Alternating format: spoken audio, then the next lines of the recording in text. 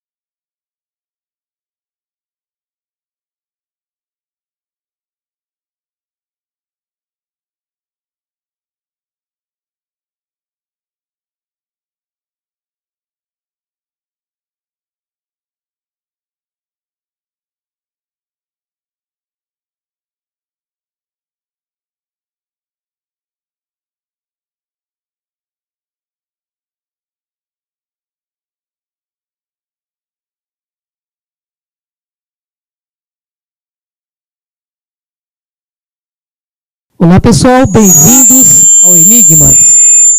Eu sou Kátia de Gaia. E eu sou Cris de Pascoal. Está começando mais um programa aqui na Demais TV, um programa onde o normal é ser diferente. E o normal é ser paranormal. Bem, hoje é estreia aqui na TV, então nós te convidamos para assistir todas as semanas aqui às quartas-feiras, a partir das 10 horas. É verdade, nós estamos aqui com uma sumidade que ela praticamente é remida do nosso programa, né, Kátia Gaia? Com certeza. Mas antes da gente apresentar e entrar na pauta, nós queremos agradecer aos nossos apoios, né, que é a Casa Shiva, www.casashiva.com.br, Tony Gandra, www.tonygandra.com.br e também a web designer Denis, que faz o nosso programa Enigmas na web, www.programenigmas.com.br. É verdade, estamos aqui com Maria Carmen Pereda. Gente, Maria Carmen Pereda é uma sumidade, vocês já conhecem, além de escritora, ela é PhD, um monte de coisa aí, né, Kátia Gaia? É verdade. Ela, aliás, nós trouxemos aqui as obras. Tem 2 livros, O Sol Negro, que é fantástico, e nós estamos disponibilizando 2 livros para você que vai escrever para o nosso site, interagir conosco, e você terá o sorteio dessas 2 obras que nós trouxemos. Vale muito a pena. Maria, tudo bem, Maria? Tudo bem. Honra enorme estar contigo novamente aqui no Enigmas. Obrigada pelo convite. Honra é sempre nossa, né? Imagina, eu que sou honrada pelo convite. Maria sempre traz muito esclarecimento, viu, pessoal? Sempre. Maria, hoje nós vamos falar do Homo capensis, né? Eu estou super feliz porque você está aqui, porque eu sou sua fã de carteirinha. E eu sua. E eu também, sou fã de carteirinha. Tá? É uma honra ela estar estreando conosco aqui, né? Olha, vai ter que dar sorte, hein? Sim, sim. Sabe disso. Ela trouxe muita energia avril, viu, pessoal? É isso, uma energia amorosa, né, do Sem universo. Que tá aí. Harmônica. E Totalmente. da coesão. É isso. Maria, o assunto hoje é Homo capensis. Quem são os Homo capensis? Pois é. Antes de falar da teoria conspiratória em cima dos Homo capensis, o que é interessante falar é que existe um trabalho científico e existem achados arqueológicos em cima dos Homo capensis. Então, é uma definição que foi dada a um crânio que foi encontrado especialmente no sul da África, entre outros crânios que foram encontrados pelo mundo, mas isso foi uma descoberta em 1913, e foi chamada de Boskop Head, ou seja, a cabeça de Boskop, que é a região da África onde ela foi encontrada. Essa cabeça, esse crânio, tinha uma ossatura junto, mas pouca peça, foi encontrado mais peças do crânio, foi remontado e analisado como uma cabeça que não é um Homo sapiens e não pertence a nenhum dos antecedentes Homo sapiens, não foi classificado como Cro-Magnon, quem é um Homo sapiens, que seria o homem Homo sapiens que surgiu na Europa e que tinha uma caixa craniana grande também, tampouco antecessores como Neandertal.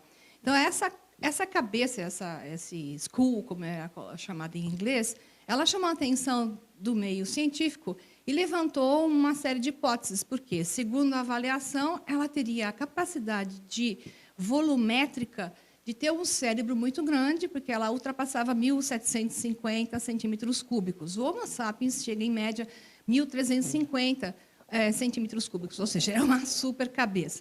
O Cro-Magnon, que é o homem, digamos, do norte da Europa, e que depois veio o Homo sapiens, e o Homo sapiens se tornou Homo sapiens sapiens, ele já tinha uma cabeça grande, em torno de 1.750 centímetros cúbicos, 1.650 centímetros cúbicos.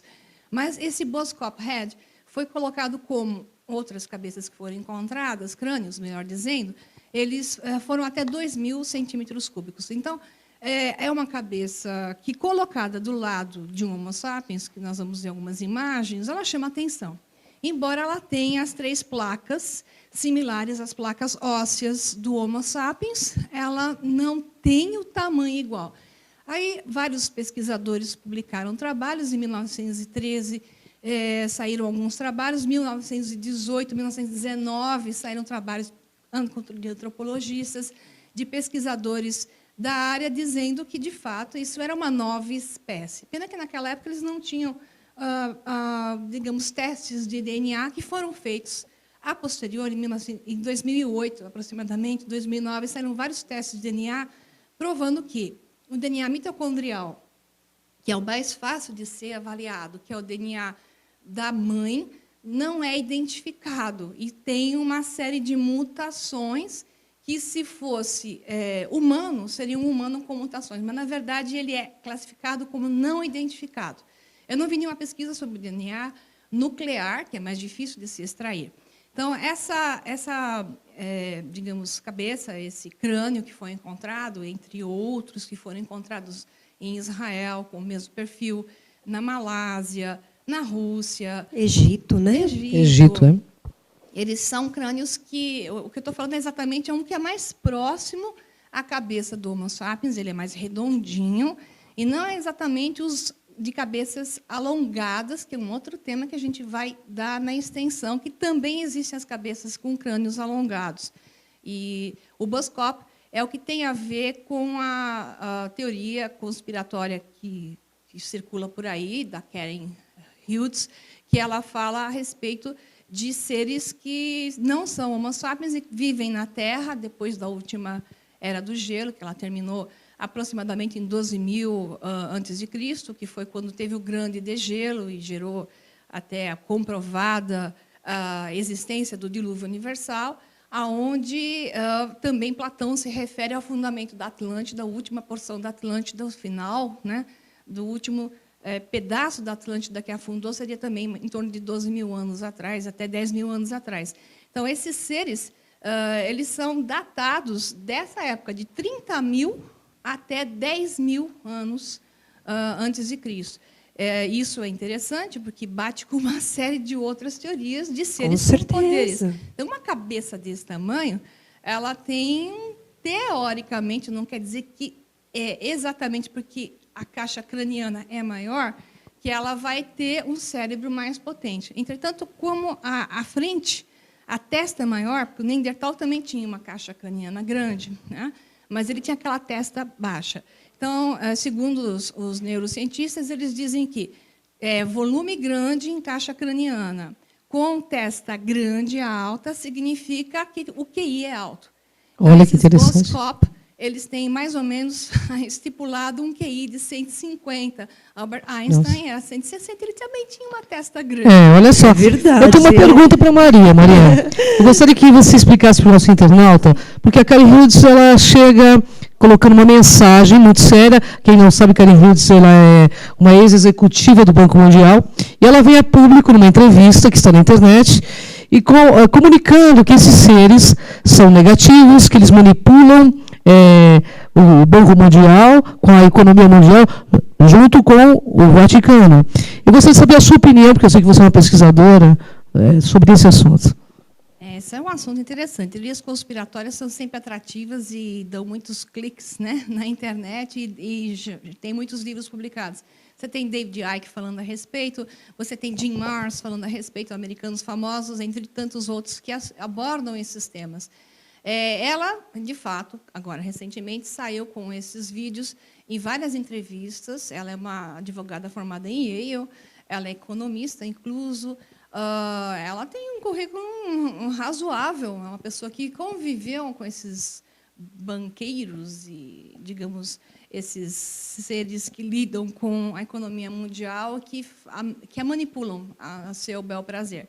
Então, ela diz que esse pessoal vive nesse meio e que o Vaticano está envolvido. Bom, teoricamente, se a gente olhar bem para a questão do Vaticano, você vai ver que eles usam a mitra, que é aquele chapéu alto, que tem a ver com lendas de Mitra, a origem na Pérsia, ou até é uma lenda indo-ariana, onde um deus chamado Mitra tinha essa cabeça também alongada, e se refere até a um paralelo com a história de Jesus, que é uma longa discussão, mas a lenda de Mitra é muito similar à lenda de Jesus, que veio e vem depois. Então, teoricamente, um influenciou o outro.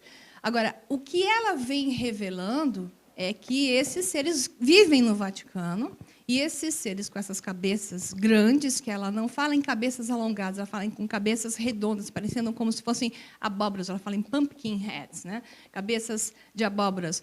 São cabeças grandes, com esse volume que eu cheguei a falar, e que eles são encontrados principalmente no Vaticano, em órgãos como esses bancos, e que manipulam a economia mundial e manipulam a religião para a dominação das pessoas. Isso é uma teoria conspiratória. Só que, quando ela menciona esses seres, o interessante é que ela menciona esses seres que, de fato, existem achados arqueológicos que comprovam que esses seres existiram. O interessante é que os arqueólogos mantêm esse assunto à parte, porque eles não conseguem encaixar esses criaturas, crânios, né, essas também. criaturas, sei lá, que vamos chamar, porque não são Homo sapiens, né, na escala de evolução, que é a história da evolução de Darwin. Eles querem sempre encaixar aquilo que eles encontram na história evolutiva, no conto da evolução, da forma como é colocada de forma darwiniana. E isso não se encaixa, então é mantido à parte. Tem mais de 300 dessas cabeças no Peru, tem mais de 20, 30 ao longo do mundo encontradas, e a Boskop foi a única que foi transformada em livro e material científico. Bom, Kátia, nós estamos nos nossos momentos finais aqui nesse bloco, mas eu gostaria que você fizesse uma pergunta que eu sei que você tem para fazer. Na verdade, ela fala de bancos importantes envolvidos, né? Porque existe um jogo de poder. Portugal. Como você vê? Bem, primeiramente, né, é uma teoria conspiratória. Você acredita que realmente essa questão mexe com a economia mundial, esses seres? Como é a sua visão? Bom, se a gente for avaliar o que David Icke fala, ele fala dos reptilianos. Então, um fala uma teoria de uma origem e ela fala da teoria dos cabeças grandes, né? Que é tipo Boskop heads, né? As cabeças de Boskop. Não dá para saber quem está falando o quê. O que a gente sabe é que a economia mundial é manipulada, o que a gente sabe é que os bancos são manipulados, manipulam o nosso dinheiro, manipulam tudo que podem e mexem a seu bel prazer na bolsa de valores e por aí vai. Então, isso é uma realidade. Então, você junta uma realidade que existe, mais outra que existe está escondida, que é a existência desses crânios alongados ou crânios tipo abóboras, que são crânios de grande volume, de 2.000 centímetros cúbicos, frente a 1.350 do Homo sapiens. Então, essas cabeças existem. Ponto. Estão escondidas nos achados arqueológicos, por quê? Pergunta. E 2, ela diz isso, e se é relativo a esses seres ou não dá para a gente saber. Mas o interessante é que as duas coisas existem. Espera só um pouquinho, ó. Fica aí, que daqui a pouco ela está aqui de volta, e ela vai mostrar essas cabeças. Ela trouxe imagens, e a gente vai continuar com esse assunto com a Maria no próximo bloco.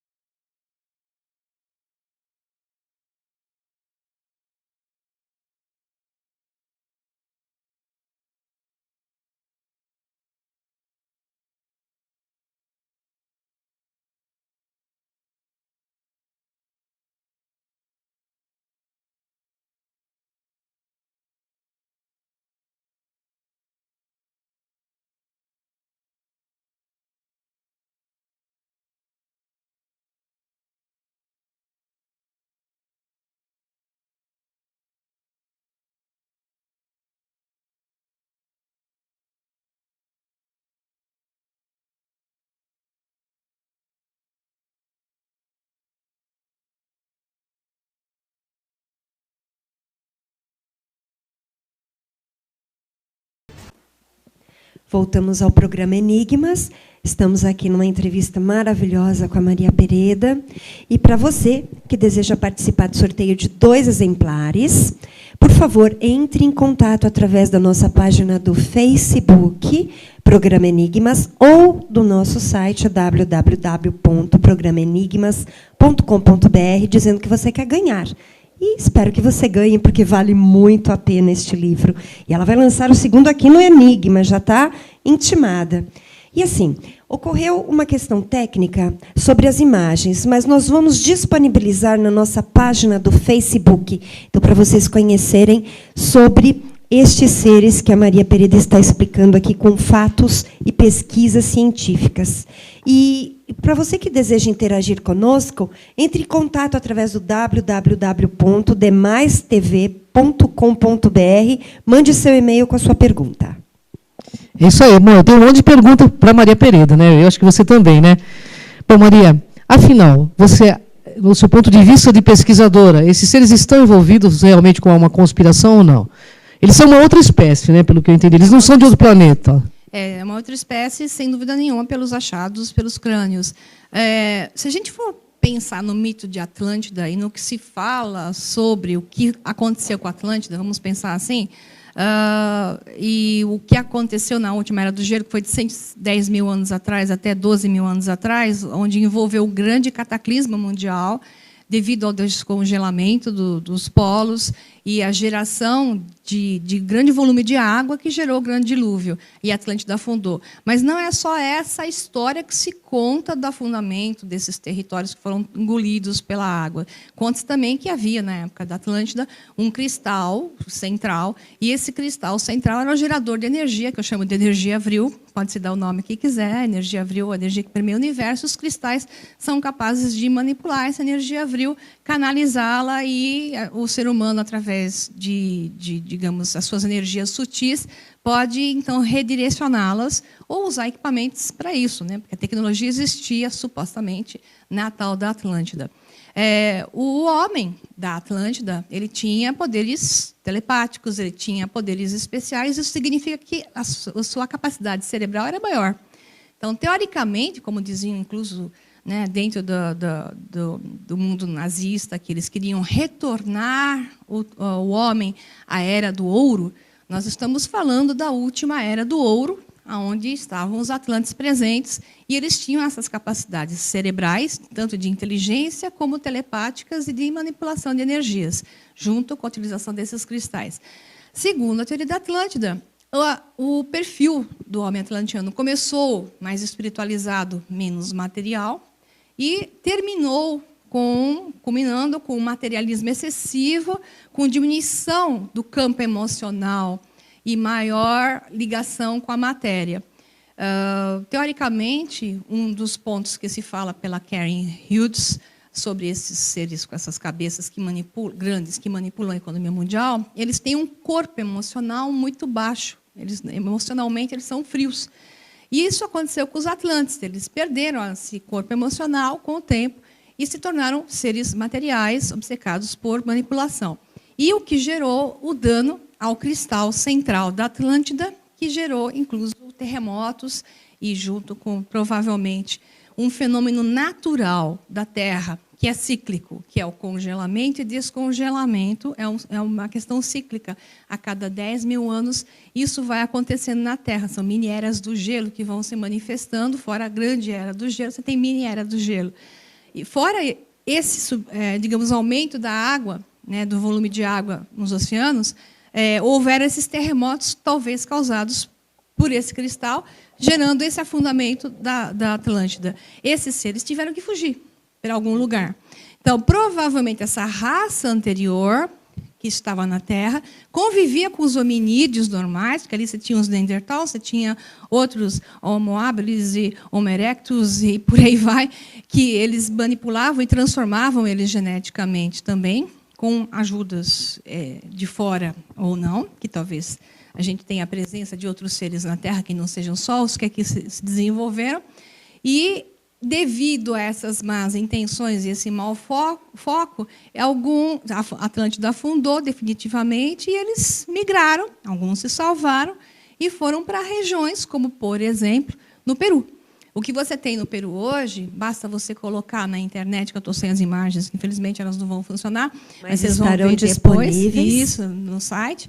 Vocês vão ver em Paracas, Paracas, Paracas, no Peru, você tem um museu onde existem 300 dessas cabecinhas, né?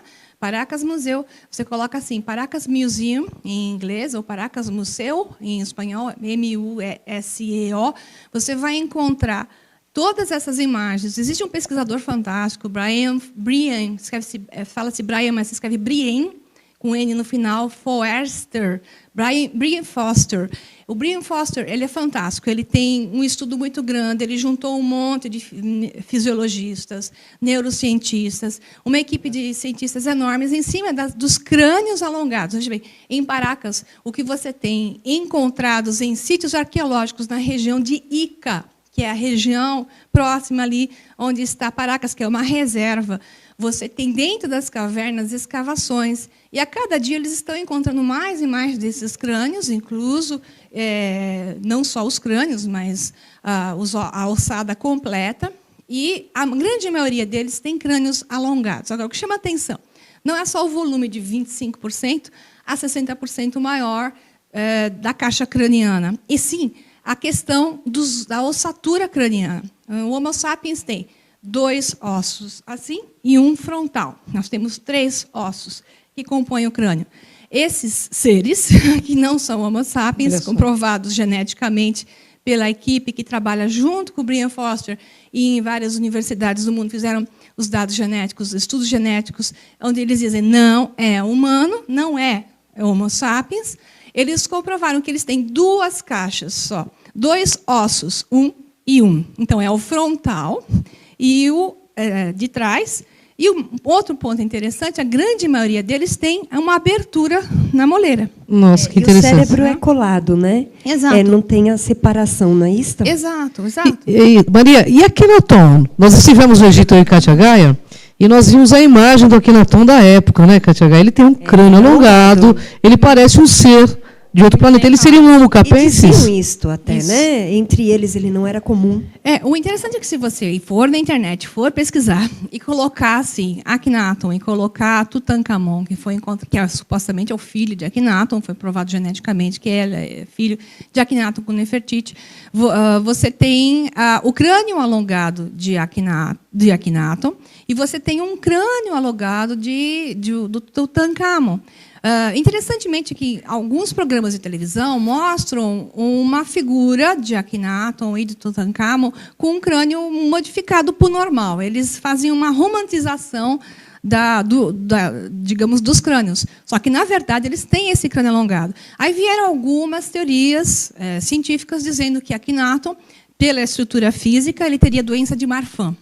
A doença de Marfan, daqueles braços longos, as pernas finas, a barriga, digamos, proeminente, exato, e o queixo comprido, e por aí vai. Só que a doença de Marfan não explica crânio alongado, né? Então, é uma teoria que pode ser e deve ser considerada.